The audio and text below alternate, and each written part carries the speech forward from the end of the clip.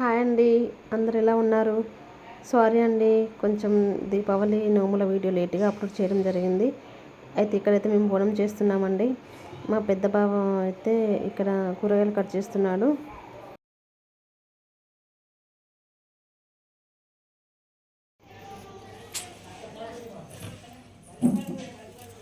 ఇక్కడైతే మా బావ అయితే బంతిపూలు గుచ్చారండి. అవి ఉట్టికి కడుతున్నాడు. ఇక్కడ కూడా వదలట్లే అండి, అసలు ఫోటో దిగుదామని చెప్పాను, పాపం దిగుతున్నాడు నాతో. అయితే నోములు అయితే స్టార్ట్ అయిపోయాయి, మాకు మధ్యాహ్నమే స్టార్ట్ అయిపోయాయి. చూడండి, సిద్ధసాధ్య కింపురుష యక్షకి అందరూ శివుని సేవించుచుండిరి. దేవముని గణములు శివుని స్తుతించుచుండిరి. ఋషులోములు సూర్యచంద్రులు అగ్నివాయు వరుణు తారులు గ్రహాలు ప్రమద గణాలు కుమారస్వామి. ఒక 5 నిమిషాలు అక్కడ ఉంటా, మీరు అన్ని రెడీ పెట్టుకుని ఉండండి. అంటే నేను వచ్చిన తర్వాత అన్ని చేస్తారు, అక్కడ అవి పెట్టుకోమని చెప్పండి. సరే, ఓకే, రైట్ రైట్ రైట్.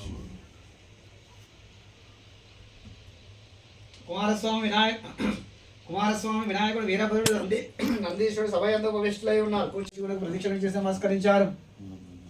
ఇది గమనించిన పార్వతీ భర్తన చేరి, నాథ నన్ను విరిచి మీకు మాత్రమే వీరు ఇలా నమస్కరించని ఆట పాటలతో మిమ్మల్ని మెప్పించి మీ నుండి నన్ను వేరుపరిచి చేస్తారని ప్రశ్నించను. అంత సదాశివుడు సతీమని పార్వతిని సంతటికి తీసుకుని, దేవి పరమార్థ విధులకు యోగులు నీ వలన ప్రయోజనం కలుగజేయబడవని నిన్నిట్లు ఉపేక్షించి నాకు మాత్రమే నమస్కరించినానని జవాబిచ్చాడు. సాక్షాత్ పరమేశ్వరుని ఇల్లానయ్యుండి యాదండ ప్రణామాలకు నోచుకుని అయోగ్యాలని గోపగించి ఈశ్వరుడితో సమానము యోగ్యతను ఆర్జించుకున్నప్పుడు పులిటకై తపస్సు నొచ్చుకుని నిశ్చయించుకున్నది. మర్యాదను నర్చి, తల్లి నీవెవరము, ఎవరి దానము, ఎటువంటి వచ్చితివి, నీ రాక గల ఆగత్యమేమిటని పర్వతిని ప్రశ్నించాడు. వారి ప్రశ్నకు పార్వతి మిక్కిలి ఆనందించినదే. యజ్ఞ యాగాది క్రతులచే పునీతమై గౌతముని ఆశ్రమున నియమ నిష్ఠాకరిష్ఠులు ఎలరారు పుణ్య పురుషులారా, పవిత్రాంగణారా.